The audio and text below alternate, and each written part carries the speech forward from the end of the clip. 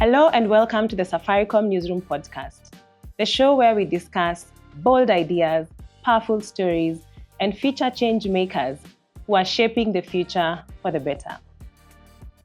In today's episode, we are very happy because we are joined by a truly inspiring leader who's at the intersection of sustainability, social innovation, and impact-driven business. Karen Basiye is the Director for Sustainable Business, Social Impact and Foundations at Safaricom PLC, where she drives and champions inclusive development, environmental stewardship, and also drives meaningful community engagement. With a career spanning over 22 years in corporate sustainability, policy advocacy, and social investment, she's become a leading voice in how corporates can serve both people and the planet. And in today's episode, we're going to be discussing about herself, the career, or rather the work that she does, but also how digital inclusion has become a cornerstone in sustainability movement. Karen, karibu sana. We are so happy to have you on the Safaricom Newsroom podcast. Thank you, Julian. I'm excited to be here. Yeah. Thank you. How are you doing today? I'm very well. Yes. So let's get straight into it. And on this show, we are very easy. We want to first get to know you before we get to the work that you do. So maybe we can start from where did it all start? Why environment as a career of choice?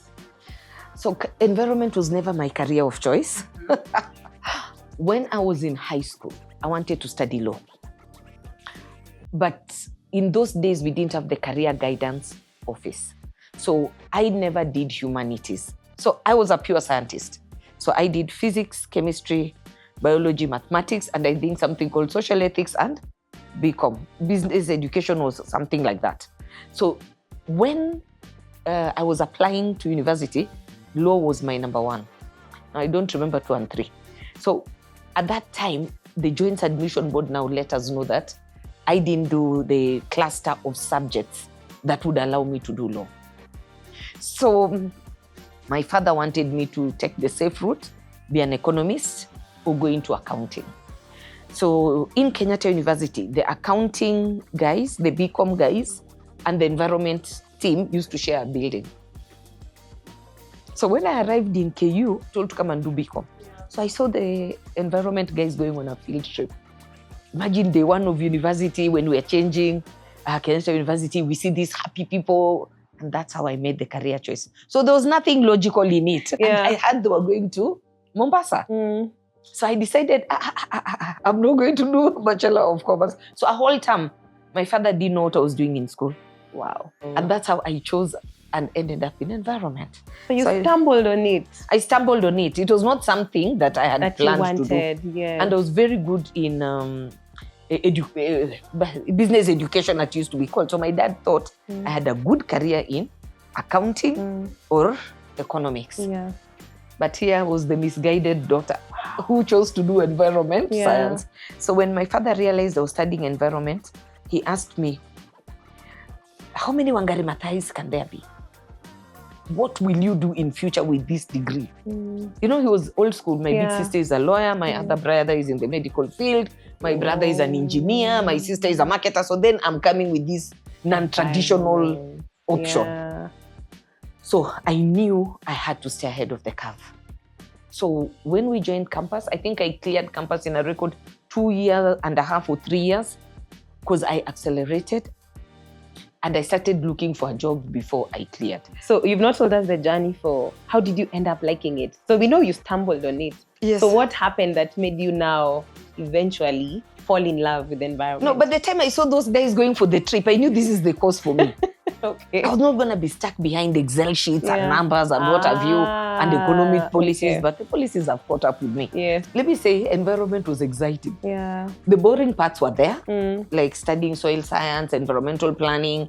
You know, we even had an environment, was it a lab, where we used to walk in with the rulers and what to draw plans and what have you.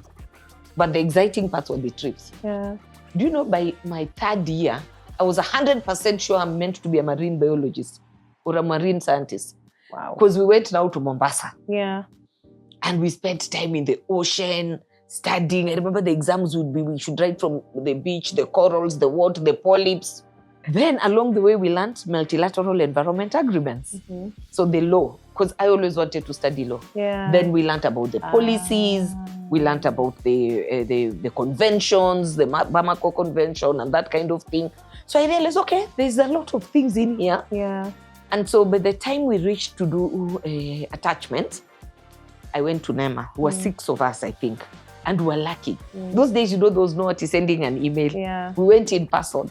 And dropped And CVs. we know you ask for HR. What are you dropping? I went to ask her, I see the HR. The HR was shocked. He's like, okay. I'm like, I did an attachment. And that time, NEMA was being formed.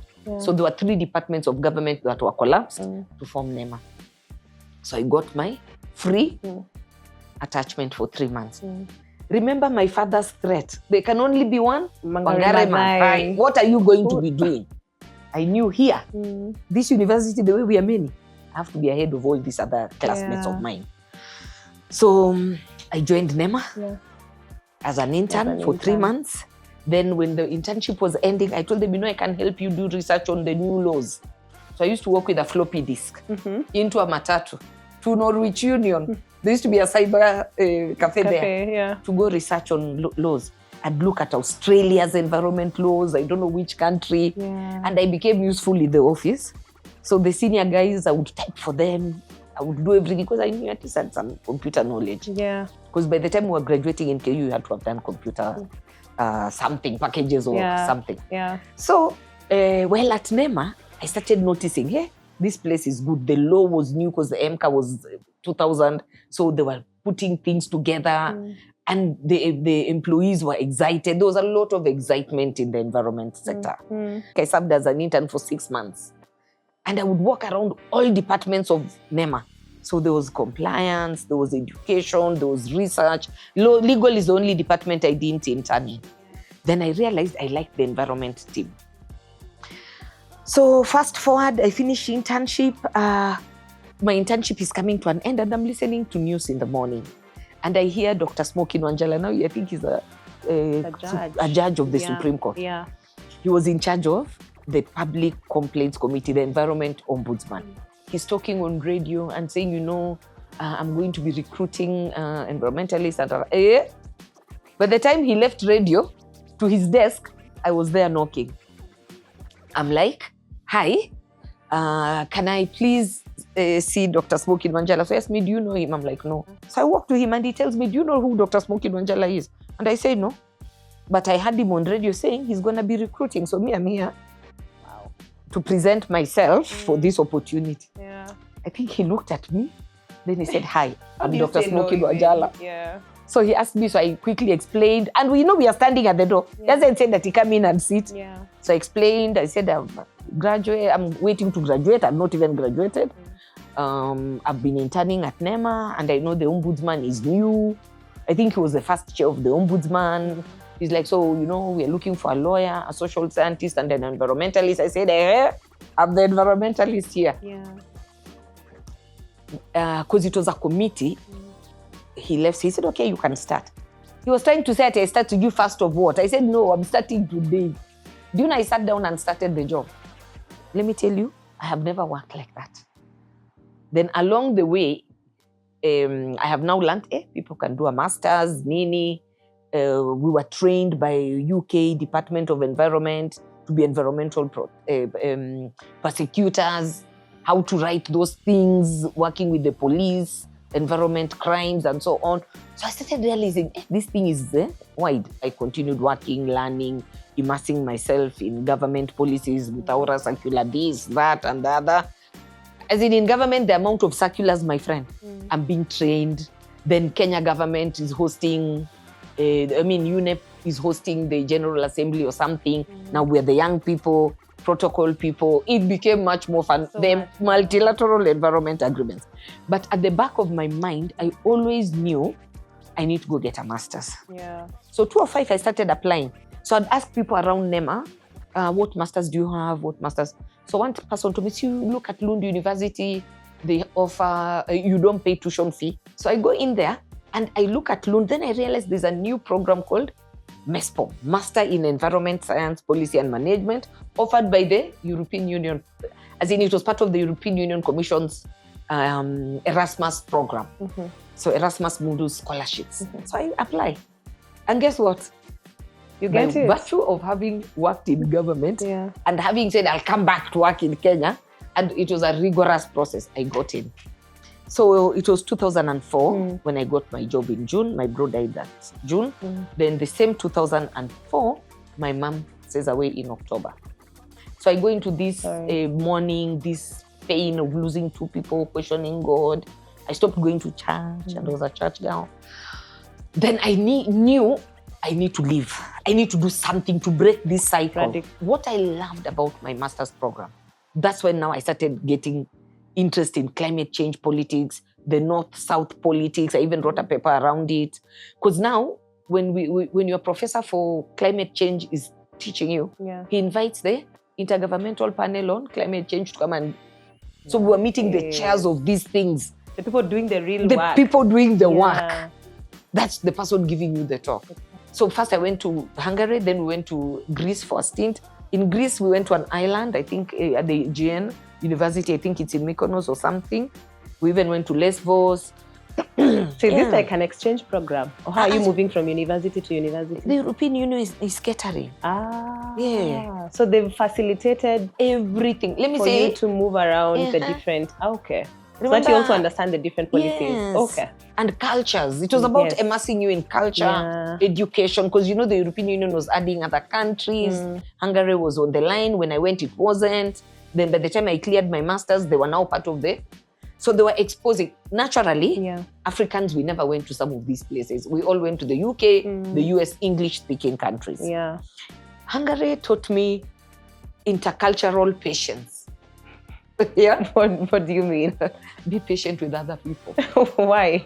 Because English is not a measure of intelligence. Just because you speak English, it's not a measure of intelligence. These people are intelligent in their own language. Just that it will take them time to translate it into English for you. Because some of the people were from, 37 different countries? The Chinese, the Indians, Americans were there, the local Europeans, a guy from South Africa were only 3, 2 from Kenya, 1 from South Africa. In the 2 tracks, I could choose to do science again, or I could choose to do policy and management. So I chose policy and management, and I went to Lund University. That's when I first had sustainability. Now, not in the environment sustainability, but in the bigger, broader framework of the Brundtland Commission report of 1972. So we started studying sustainability. Then in Sweden, the companies, the university had integrated with the companies. Like we'd go to Scania, we'd go to Tetra Pak, we went to IKEA. So it started opening me to the world of corporate environment management. Remember at undergrad, I'm a marine scientist. I'll spend the rest of my day swimming and I don't know how to swim nicely and snorkeling. And perhaps identify a new turtle species. Sweden removed all that. All of that. And shaped me now into the corporate environment manager. So while I was there, Nokia was Nokia. So when I was doing my thesis, can you imagine I was working with the professor who coined extended producer responsibility? So he's the one who has coined this term. And he's my supervisor. So that was my thesis. So he told me, you know what? Look around Finland, the Scandinavian, you might find a company that can sponsor you to do e-waste management. So I wrote, you know the way you go to the website, company website and inquiry? I wrote to Nokia Finland. Say, hi, I'm a student in Lund University. I'm working on this. I want to do a research on the extended producer responsibility principles. Measure it against your phones that you sell in Kenya. Those days, Nokia, I think they had 90% or thereabout of the market share here. They responded. Wow. Imagine. Wow. They just paid from a website. A ticket for me to go to Finland from Sweden. My salary was 80K. They were paying me 200,000 a month to do this research. When I finished my thesis, I handed it over to them because it was theirs. They're the ones who funded it. Then they paid me the full 600,000.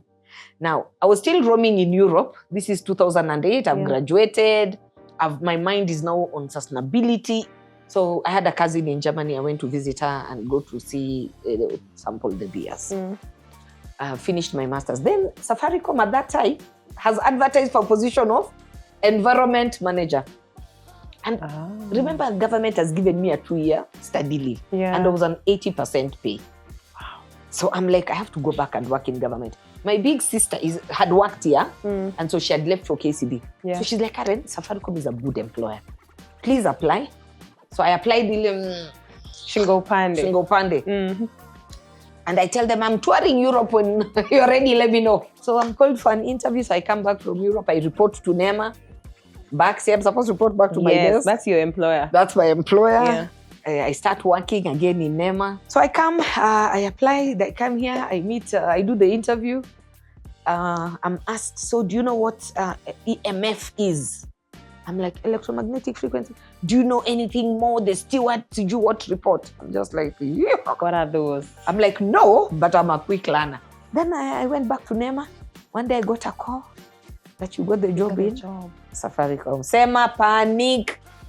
You know, government was comfy. It was, I was guaranteed nobody will ever fire me. Fire you, yes. So at that time, Safaricom desperately needed the environment manager. So Nzioka Waita calls me one day, I'm at my desk. So HR here and HR in NEMA are not agreeing. So Nzioka calls me, what's the problem? I'm like, I'm bonded here, so you have to pay. You have to pay for me to leave. To leave. Yes. And I don't think Safaricom had that policy at that time. I don't think even we have that policy now. So NEMA said, he asked NEMA how much. So negotiated, they agreed on a figure. Nzioka went and told HR, pay, we need this girl here. So I reported on October 2, 2008. So I came in, I found a number of environmental the impact assessment reports in NEMA. So I started working on compliance here. I remember the first 3 months. I used to be back at my desk in NEMA, helping NEMA approve, ensuring things are moving. Because my boss here at that time had told me, in 3 months, if you don't clear the fine on our head, you're in trouble, Karen. Wow. The day I cleared it and came for confirmation, I went home on a Friday. I woke up, I think, on Sunday. Fatigue is real, burnout. Then after that, I started enjoying the work here. I never imagined in my wildest, never in my wildest imagination did I ever think the role would be like this. So I started with environment compliance. And because I'm those people who are unsettled, and Nzioka was my boss at some point, Nzioka would call me and say, what next? So you always have to be ahead. So I'd say we've started with compliance, environmental impact assessment. The law says we need to do audit. He says, do. Then one time I told him, as a serious company, we need to start putting things in order. We need to have an environment management system in place. Do. So it's like when I came in, I got a clean slate, a blank, everything. Just had to chart your own path. I was the first corporate environment manager. Okay. Remember, every 2 years, I would be changing things I'm doing. When I feel EIAs are sorted, EAs, management system, the wind of change was blowing. MJ was leaving, Bob is coming in. So MJ is leaving, Bob is coming in. Then Sanda was handling foundations. Wangeshi Kanjama was doing finance, and I was doing environment. So one day we sat down and said, we need to do sustainability. So in the three, at least me had studied sustainability. So we're looking at it from the three-legged stool of sustainability, traditional. So 2011, Bob comes in. There's restructures, reorgs, what? Nzioka calls me and says, okay, you have 2 opportunities. Stay in regulatory or move with Sanda and do sustainability. I was like, I've done radio and technical regulation, and I know I will still support it. Let me go do sustainability where my heart is. It's a fresh, It's fresh, it's whatever. So then I went and became the first sustainability manager. Senior manager sustainability. Wow. And then we charted the path to where we are now. To now director, sustainable business. Let's talk about today's topic, which is digital inclusion. Or rather, accelerating digital inclusion in sustainability. So in your own words, and in the context of sustainability, how would you define digital inclusion? Digital inclusion is simply creating access for everyone to be able to enjoy the digital goods while leaving no one behind.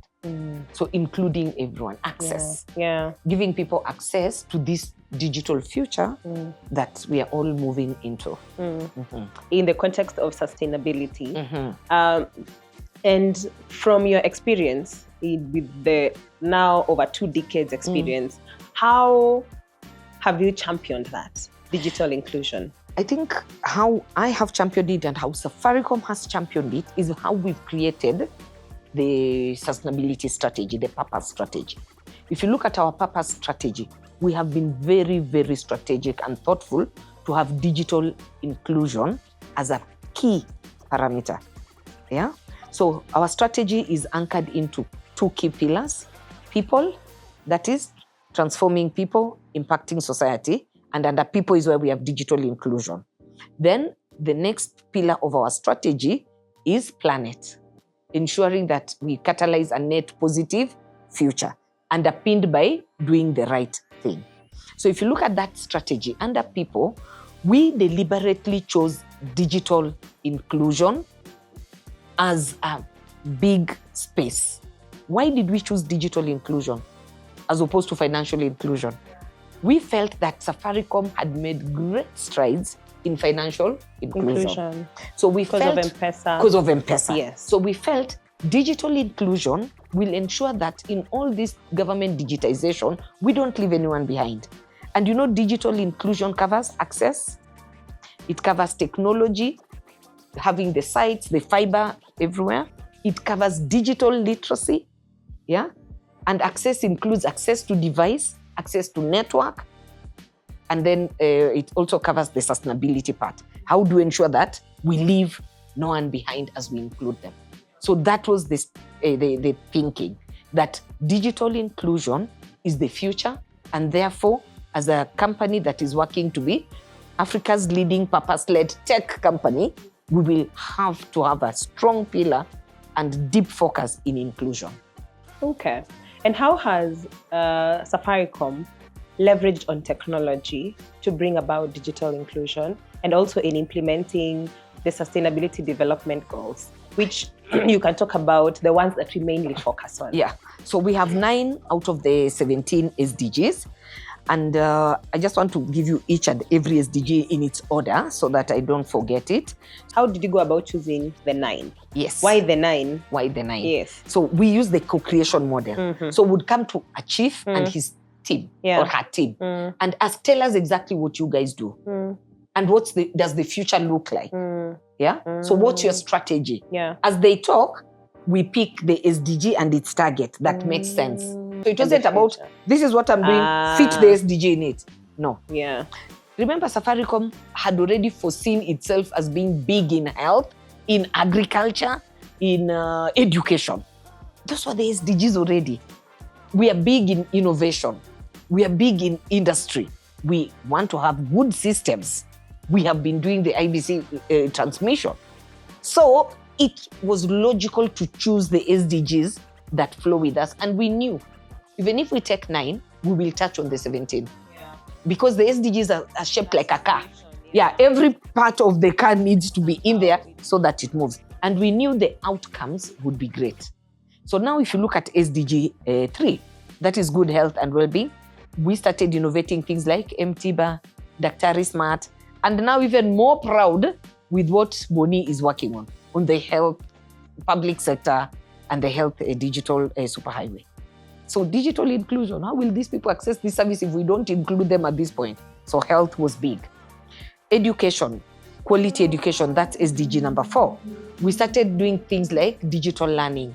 Shupavu 291, we have partnership to ensure that the schools are digitized. We have a partnership to ensure that there are teacher training centers, that before you leave any teacher training college in Kenya, you have digital skills that you're going to impact to future generations. Teachers have the greatest impact because when they teach you, it is intergenerational, a generation after the other. So education, that's how we brought in digital skills for teachers, digital skills in schools, access to digital skills. So any school the foundation builds, there's always a digital component. Affordable and clean energy. So we started looking at our network. We made a bold commitment. We're going to be net zero by 2050. At that time, we had generators running all over this place. So we have a 2030 and a 2050 target. So we want to reduce our carbon footprint, then work towards being a net zero emitting, a net positive company. We stop emitting and become positive, adding back to the society. Our tree growing program, where we are integrating tech in ensuring that these trees grow, Jazamiti, having such things. Yeah. Then decent work and economic growth, our SDG number 8. So we are looking at a digital economy. As a business, how do we leave people behind? Yet we are in a digital economy. So include them, give them decent work, employ them. Then SDG 9, which is our anchor SDG, industry, innovation, and infrastructure. The way we invest in our network. We are accelerating Kenya's digital transformation using our network, using the fiber. We have worked with the CA to ensure that the Universal Service Fund, the people who would have been left uncovered, are covered. So right now, I think we've covered 98% of Kenya. So the 2% also need to be given coverage. So we are leaving no one behind as a business in this digital journey by investing in our network. That is infrastructure, network, fiber, and all these things that we do. And also access to handsets. Because we can't be digitizing and then we've left you on the kabambe. Here it's called Katululu, that one. Then reducing inequalities, which is big for me. That is SDG 10. So we champion refugee inclusion through digital and financial services. You know, it's easy to leave a few people behind. So because we have believed in reducing inequalities, all the work we do in sustainability, in foundations, in digital inclusion, is to ensure that we do not leave people behind. Then number 12, responsible consumption and production. Must we produce all those things and consume all those things? Then SDG number 16, I've given you enough stories. Yes. Peace, justice, and strong institutions. Yeah. Do you know, we were the first ones to connect the judiciary, that a judge can be here on a screen with you on the other side. I think we did it in Lamu. Then partnerships for the goals. There is nowhere you're going when you don't have these partnerships. Actually, that was my next question. Some of the strong partnerships that we've had that have helped us in accelerating digital inclusion. Yes. And what is the role of partners? Yes. Partnerships are at the heart of our approach here in Safaricom. You cannot drive these SDGs alone. You cannot drive digital inclusion alone. So if I look at healthcare, we have worked over the years, before now Buni and the public sector, we have worked over the years with people like Intelsoft, Safana Informatics, to enable the rollout of digital health solutions like Afya Moja. Afya Moja is one solution that I like talking about because, did you know, in those level hospitals, if you are seen in this hospital, even in the big hospitals, you cannot port your records to the next. Yes. So if you did an X-ray here, you have to go do another X-ray there. So Afya Moja, double charging. Yes, was to help the patient have their folder in their phone for their health records. When you go see this doctor, you can give him access to see your records. You have the control of your records. It can only be done with partnerships. Then education, you cannot do any education partnership alone. Even the way we were digitizing schools, the foundation is digitizing schools. We have a project with UNICEF to digitize schools, the Giga project, where we had done 100 schools, but now even as the foundation, we are just ensuring that the schools have digital access. You cannot also not have partnerships with the big players. We want to be a tech company. So we have to collaborate with Amazon, we have to collaborate with Google and Microsoft. So all these collaborations with these tech companies have enabled us to adopt the best practices and technology to deliver superior customer experience. And also partnerships in technology have helped us deliver reliable, always on connectivity and secure. That's quite interesting. And I know you also had foundation. Yes. And there's a lot of technology that is involved there. And when I was looking through your LinkedIn, I noticed that you said you're very passionate about the intersection between people, planet, and purpose. Tell us more about that. And how did you start working in foundation, and how is your experience so far? Okay, let me start with the interesting interlinkage between people, purpose, and the planet. Yes. When I started working in this sustainability field and studying sustainability, the mindset in corporates those days was purpose and profits cannot exist. So we wanted to show that purpose and profit perfectly fit without hurting people. That's why if you look at the big statements we make here as a business, starting with our CEO, Peter, you will always hear him say, it is purpose before profits. Reputation before revenue. And then there's always people. Our people are our biggest and best asset.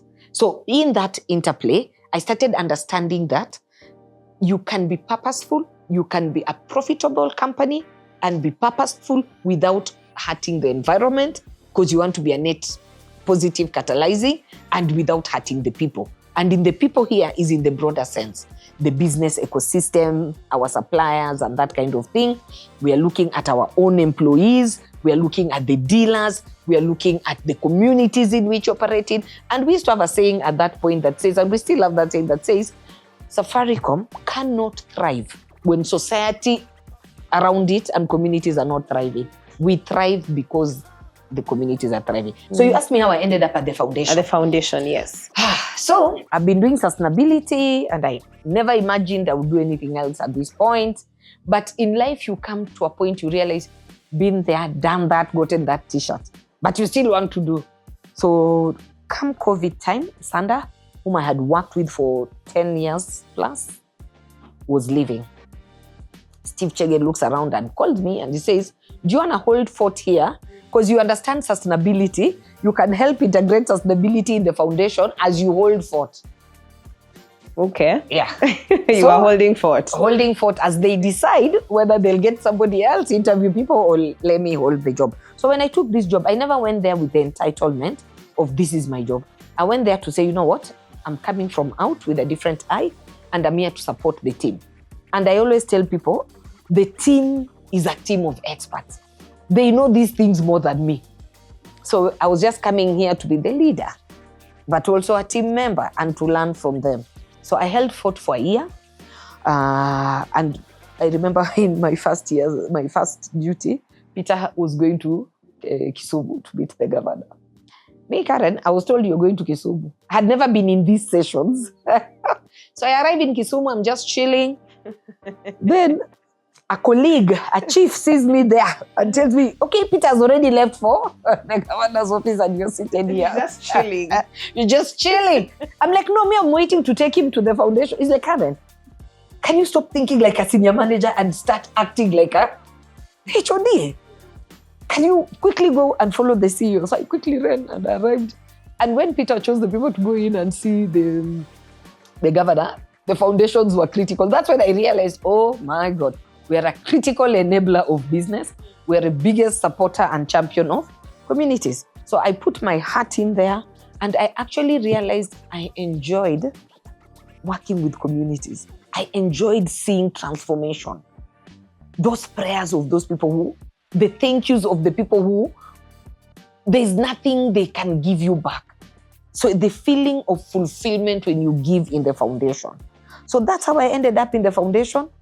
And then I became the leader and I have enjoyed, and I am so grateful to God. I'm so grateful to the leadership for giving me that opportunity. Then you get to launch the sustainability report.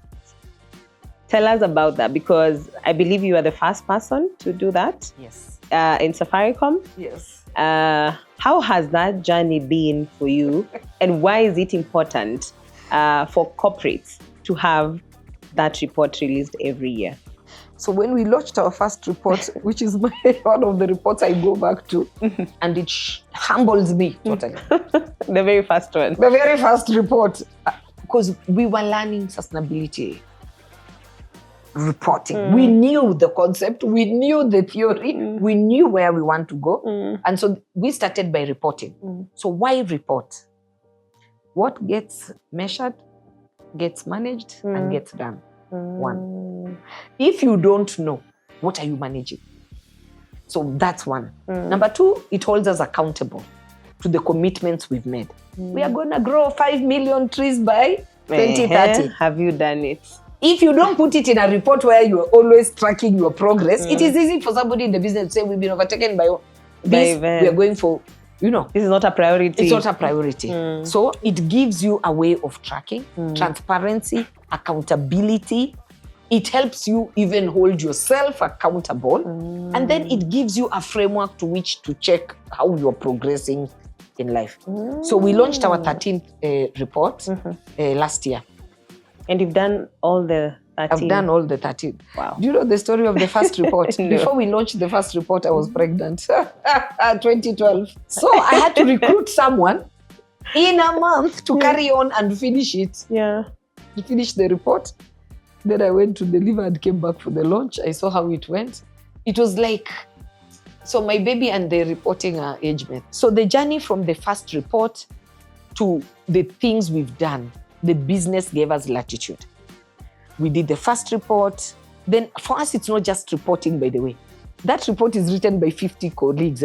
Because every department has something they are doing. Yes. So you help. So long as it is in our material matters. And our material matters cover everything we do in Safaricom. So for me, the thing that I would love most is whether I'm here or not, the sustainability report will continue. Constantly. Yeah. So there's something else that you mentioned earlier that you're very passionate about in your personal life, which is your family and your children. Tell us a little bit of about that so that we also get to know you better. I was born here in Aga Khan and I grew up in Nairobi partially, then went to Kisumu.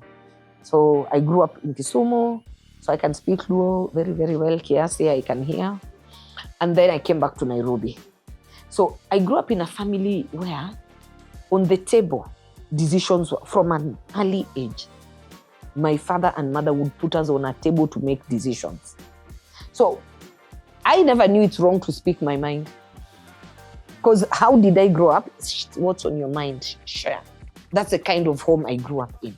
In fact, when I want to withdraw into my happy place, I go back to the memories before the deaths. Those days, I remember us on the dining table. It was always fun talking. When school closes, we all come in. And in my family to date, I can be having a conversation with you, but I'm following this other conversation. I'm talking to that other. We are chaotic and happy like that. We are just a happy family. What else? Your children now. Because you mentioned, I remember you mentioned that your kids are very important. Like Extremely. They mean everything to you. Extremely. There are days I ask myself, in my life, before this, I used to call them little humans, but they are growing. Before little humans, what was I doing? I love my children because there's no pressure with them. You understand? When I go home, I'm just mama. So when I look at my children, I want to leave a better place for them. For them, their children, their children's children, meaning I want to leave a better place for all Kenyans. As we wind up, how does the future of sustainability look like? What are we looking forward to? What are the big things coming up? You know the beauty of having set your targets for 2030? So the future is very clear. Yes, they're here at your fingertips. They're here at our fingertips. Yeah. So for me, when I look at environment, is a net positive. I look forward for the day we won't have generators in this business. We'll be using God-given sunshine, wind, power. And then somebody will have innovated something in a cube. I don't know what it is, but it will be a green thing. Yeah. So I look forward for that on being net. I want to be able, even when I'm not here, when I'm old and giving my grandchildren stories, to say, we started this journey those days. I look forward to a future where the partnerships are meaningful for societal impact. I look forward to a future where we've eradicated poverty. I look forward to a future where the youth, the youth unemployment, it is zero because every youth is empowered in the digital world to sit here and be doing that digital job in Finland.